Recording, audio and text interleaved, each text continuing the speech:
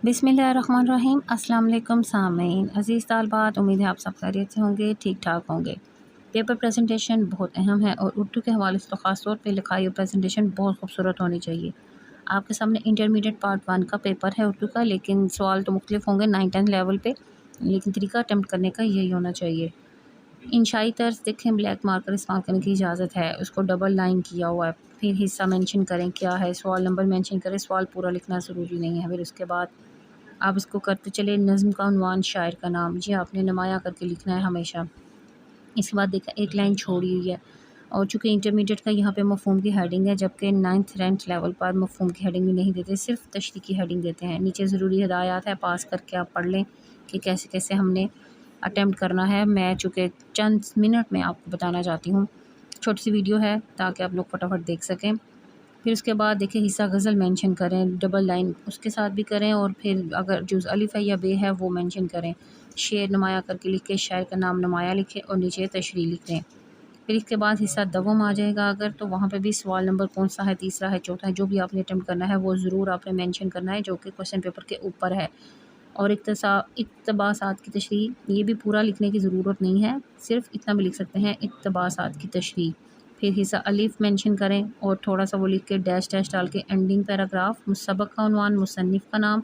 साको सबाक 9th-10th में नहीं होता, बाकी तशरीह का तरीका है कि क्या क्या करना चाहिए, आपको ये लाजमी पढ़ना है ताकि अच्छी तशरीह हो। जब कोई सवाल ख़त्म हो उसके नीचे देखिए एक लाइन छोड़ के फिर नीचे लाइन लगा दी गई है, आपने भी एंडिंग लाइन हर सवाल की ज़रूर लगानी है।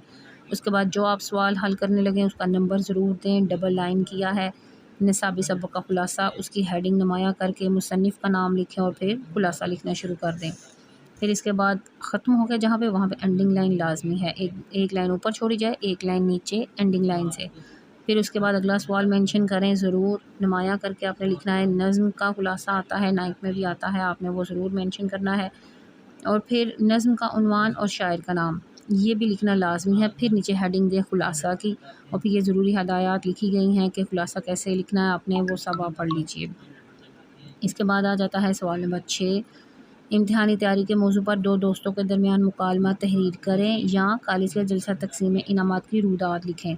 ठीक है, अब आपने ये दोनों सवाल लिखने की ज़रूरत नहीं होती। अगर या है तो आपने जो सा सवाल अटैम्प्ट करना है आप सिर्फ उसे मेंशन करें और फिर नीचे आप उसको हल करना शुरू कर दें। अगर मुकालमा है तो उसकी ज़रूरी हदायत दी गई हैं, 9th में भी आपको मुकालमाजात करवाए गए हैं, तो ज़्यादा अहम यही होते हैं, आप उसको मुकम्मल कर लें। सवाल नंबर 7 की हेडिंग दें, बिल्कुल नुमाया करके उसके नीचे डबल लाइन लगाई गई है।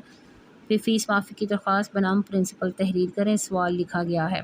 एक लाइन छोड़ के फिर आपने बख़िदमत जनाब प्रिंसिपल स्कूल अलिफ़ बे जीम उन्वान वो मेंशन किया, जनाब आली सही तरह से मेंशन करके सारा दरख्वास्त का पैटर्न तो उस तरीके से आपने करना है।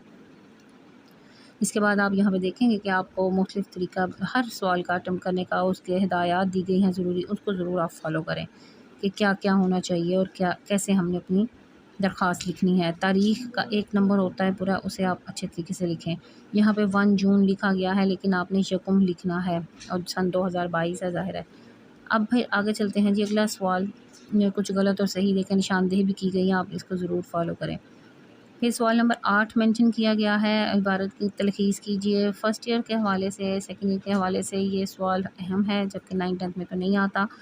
तो लेकिन इसका भी मैंने तलख़ीस कैसे की जाती है मैंने ज़रूर बताया अपने चैनल पे। मेरे 11वीं जमात की उर्दू की लिस्ट में जाएँ, वहाँ पे देखिए बहुत अच्छे तरीके से बताया गया है। 9th-10th का आखिरी सवाल यहाँ पे ज़रबुल इमसाल के हवाले से बहुत अच्छे तरीके से अटैम्प्ट करें। अल्लाह हाफ़िज़।